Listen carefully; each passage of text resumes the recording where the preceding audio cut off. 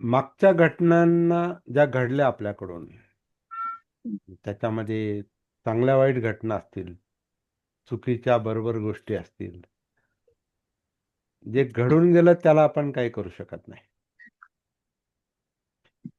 पण त्याचा जो परिणाम आहे,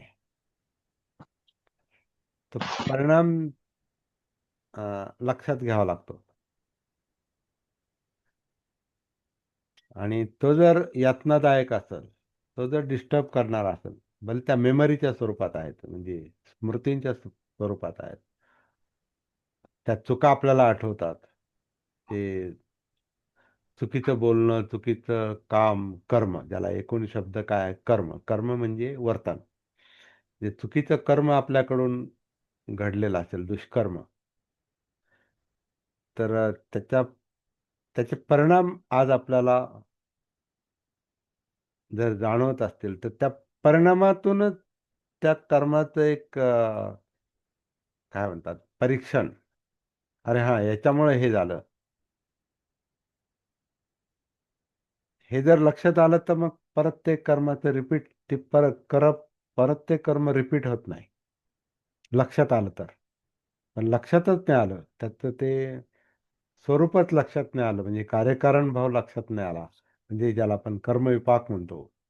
कर्मविपाक जर लक्षात नाही आला, कर्म म्हणजे ॲक्शन, कृती, वर्तन, आणि विपाक म्हणजे परिणाम.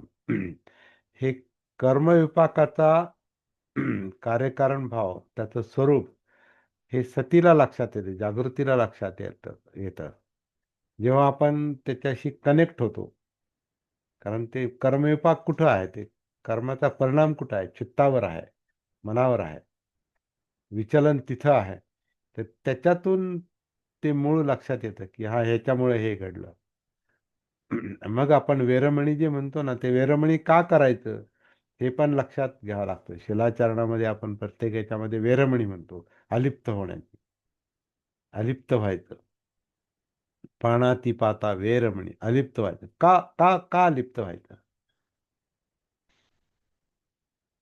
ते जर लक्षात नाही आलं, तर ते नाही घडत, शिलाचरण नाही होऊ शकत, इम्पॉसिबल आहे, अशक्य. कळालं पाहिजे का. पान, आपण कधी काळी पानातिपात केलेला आहे. आपण कधी कधी आपल्याकडून चुकून का होईना पण हिंसा घडलेली आहे. चुकून चुकून घडलेल्या हिंसेला हिंसा म्हणत नाहीत, मुद्दाम केलेल्या हिंसेला हिंसा म्हणतात खरं म्हणजे. तसे तर आपण चालता चालता आपल्या पायाखाली अनेक किडे रगडले जातात. जसं ते धम्मपदातल्या पहिल्याच ती पहिल्याच गाथेची जी कथा आहे, अट्टकथा, तर ती आंधळ्या भिक्षूची त्याची ती हे आहे. चक्कूपाल. चक्कूपालाची जी कथा आहे, ती अज्ञानातून त्याच्या पायाखाली काही किडे रगडले गेले, तर मग त्याचा कर्मविपाक नाही का, असं बुद्धाला विचारल्यावर ते म्हणतात नाही, कारण त्यानं ते मुद्दाम नाही केलं, त्याला दिसतच नाही. आणि आपल्याला तरी आपले सगळे पायाखालचे किडे कुठं दिसतात? रस्त्यानं आपण चालताना किंवा घरामध्ये सुद्धा कितीतरी, आता घरापेक्षा आपण घर तरी आपण स्वच्छ करतो, झाडलोट करतो. बाहेर आपण कितीतरी किडा मुंगी आपल्या पायाखाली रगडल्या जाऊ शकतात. काही गोष्टी अशा असतात की त्या चुकून होतात, घडतात. तर ते त्याला तो विपाक येत नाही, तो परिणाम येत नाही. परंतु मुद्दाम इच्छा, चित्तच तसं असेल आणि त्या चित्ताला चित्ताचं भान नसेल, म्हणजे चित्तानुसती नसेल, तर मग त्या चित्तामुळे चालणारे विचार आणि याच्यातून होणारं वर्तन, कर्म, जर जाणून बुजून असेल, तर मग त्याचा परिणाम होणार. तसं परत होऊ नये हे लक्षात आल्यानंतर, कशामुळं काय होतं हे लक्षात आल्यानंतर, आणि तसं परत होऊ नये हे लक्षात आल्यानंतर, आपलं वर्तन आपोआपच वेरमणीकडे वळतं. म्हणजे जागृती महत्वाची आहे, हे समजणं महत्वाचं आहे. मग शिलाचरण आहे. त्यामुळे आपण जे म्हणतो ना, शील समाधी प्रज्ञा हा क्रम चुकीचा आहे, असं होऊ शकत नाही. ती बुद्धघोषाची मोठी मिस्टेक आहे असं काही भिक्षूंना पण वाटतं आणि आपल्याला पण अनुभवातून ती गोष्ट लक्षात येते. आणि ते सगळीकडे इतकं रुजलेलं आहे ते. ते शील शील आधी शील, आधी समज, आधी जागृती, आधी भान आलं पाहिजे. भान आल्यावर मग ते कर्मविपाक कळतो, कार्यकारण भाव कळतो, कशामुळं काय होतं ते कळतं. कळाल्यावर मग आपण ते आपला आपलं वर्तन हे चित्तशुद्धीकडे कडे वळतं. मन तिकडे वळतं. कळाल्यावर वळतं. कळाल्याशिवाय वळण नाही. नुसतंच वळण आहे, पण कळालं नाही. तर मग ते कर्मकांड पण होतं मग. सद्वर्तनी आहे, पण कर्मकांड आहे. मग जर कर्मकांड जर नुसतं कर्मकांड असेल आणि त्याच्यात समज नसेल, तर मग एखादा माणूस चांगलं वागणारा माणूस केव्हाही वाईट वागू शकतो. कारण त्याला जाणीवपूर्वक तो सद्वर्तन करत नाही. संस्काराने कळतो का करतो कारण त्याला तसं सांगितलं गेलेलं आहे. ते त्याला चांगलं वाटतं. परंतु कशामुळे वाईट वर्तन निर्माण होतं, कशामुळे सद्वर्तन घडतं, हे याची समज जर आली ना, तर मग जाणीवपूर्वक हं, शिलाचरण होतं, जाणीवपूर्वक. की नाही आता मला नाही करायचं. मला समजलेलं आहे, मला नाही करायचं. मग तिथं वेरमणी येतं, अलिप्त होतो. खोटं बोलण्याचा असे असे परिणाम होतात. मी स्वतःच विचलित होतो, डिस्टर्ब होतो, माझी झोपमोड होते, अपराधी भावना निर्माण होते. ह्याची समज आल्यावर आपोआपच नाही बोलणार, मुसावादा नाही करणार मी. प्रयत्न करीन मी तसा. तर हे सगळं सती जागृतीवरच अवलंबून आहे. इव्हन कामी सुमिच्छाचारा किंवा चोरी, भ्रष्टाचार, करप्शन, मुद्दाम केलं परिणाम येतो आणि आपण पाहतो की आता काय चाललेलं आहे सध्या. बाहेर सुद्धा हे मोठाल्या घटनात आहे. आता ईडीचं प्रकरण आहे, कोणाच्या काही मिस्टेक्स असतील त्याच्या पाठीमागं ते लावलं म्हणजे काही भ्रष्टाचार उघड करण्यासाठी काय म्हणतात ना, ईडी किंवा इन्कम टॅक्सची धाड ही पडते. तर त्यानं ते कर्म केलेलंच असतं म्हणून त्याच्यावर त्याच्यात तो सापडू शकतो. पण कर्म तर केलेलं आहे ना. त्यामुळे त्याच्यात राजकारण आहे की नाही हा मुद्दा वेगळा आहे. परंतु ते तसं कर्म केलं त्याचा तो परिणाम येणार आहे. आणि नाही काही झालं तरी त्याचं मन त्याला खात असतंच. त्याचं चित्त त्याला शिक्षा देतच. म्हणून तो अस्वस्थ असतो. भयाखाली जगत असतो. याचं भान आल्यानंतर नाही, आता नाही, परत नाही. जे झालं ते झालं. आता परत नाही. नवीन संकल्प बनतो, नवीन वर्तन सुरू होतं. आणि आपण आपल्याला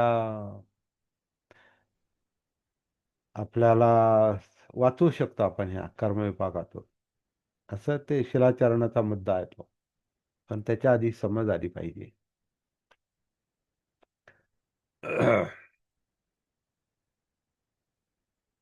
दारू पिणाऱ्याला सुद्धा तो जर भानावर आला तर तो आपापच सुरामिरे मच्छ पमाद ठाणा वेरमणी करू शकतो.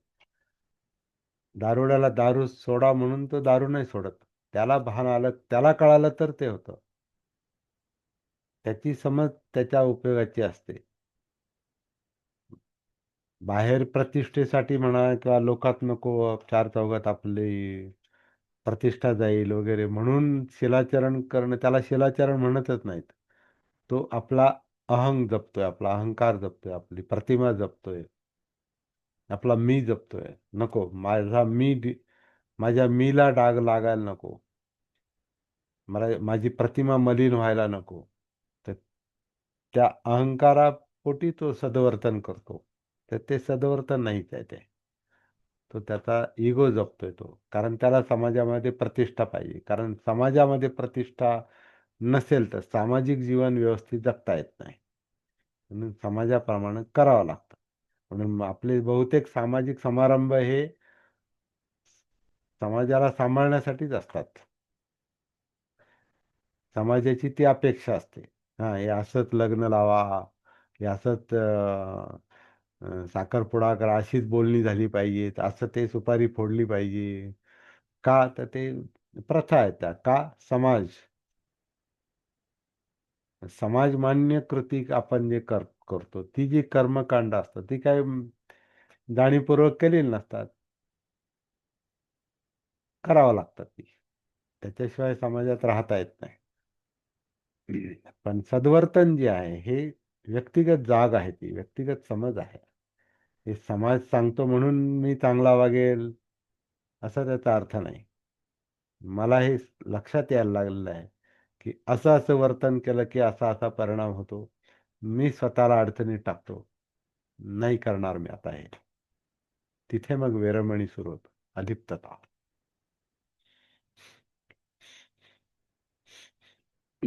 असे ते मुद्दे दिसतात एकात एक गुंतलेले मुद्दे आहेत सगळे हे.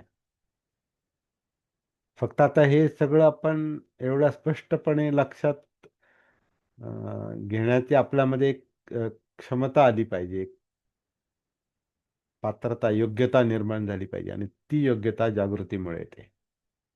नाही तर मग काहीच समजत नाही, काहीच कळत नाही आपण का असं करतो, चांगलं का करतो आणि वाईट का करतो. म्हणजे चांगलं कशामुळे घडतं, वाईट कशामुळे घडतं, याची समज, यातला कार्यकारण भाव, प्रत्यक्ष समजपात हा समजला पाहिजे. समज आली, दृष्टी आली, सम्यक दृष्टी आली तर मग चांगलं करण्याचा संकल्प बनतो.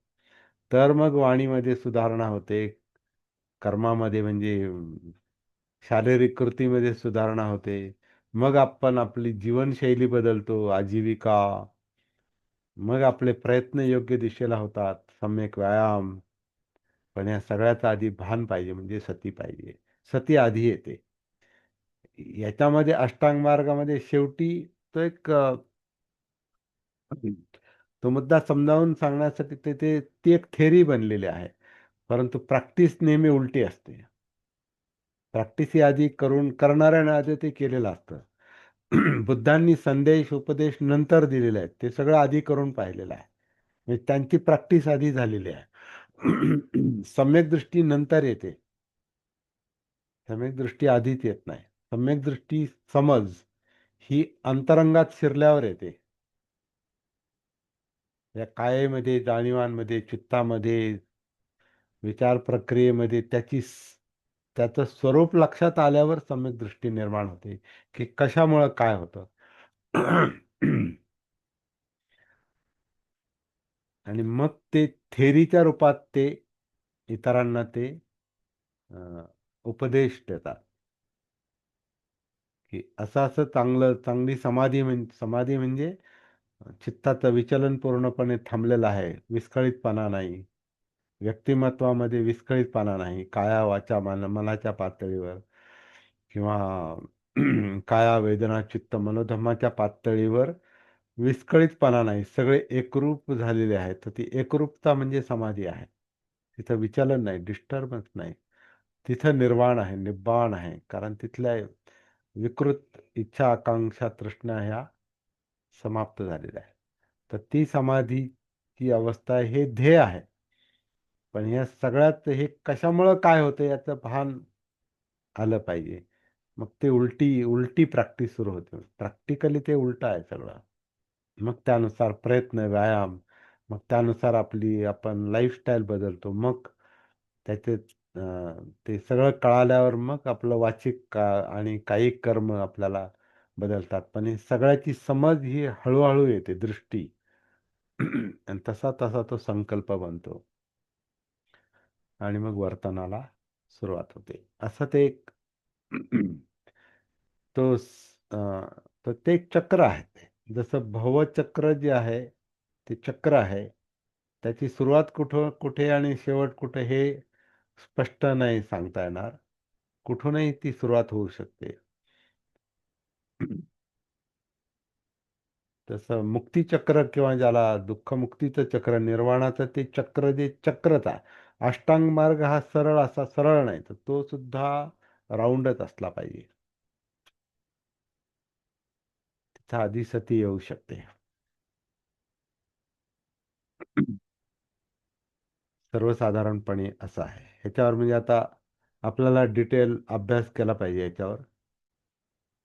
आणि ते स्वतंत्र अभ्यासाचे विषय आहेत आणि स्वतंत्र अभ्यास हा अलिप्त होऊन आपल्याला करायला पाहिजे. म्हणून शिबिरं वगैरे आयोजित केली पाहिजेत आणि मुद्दाम केली पाहिजेत. शिकण्यासाठी, समजून घेण्यासाठी हे काम आपण केलंच पाहिजे.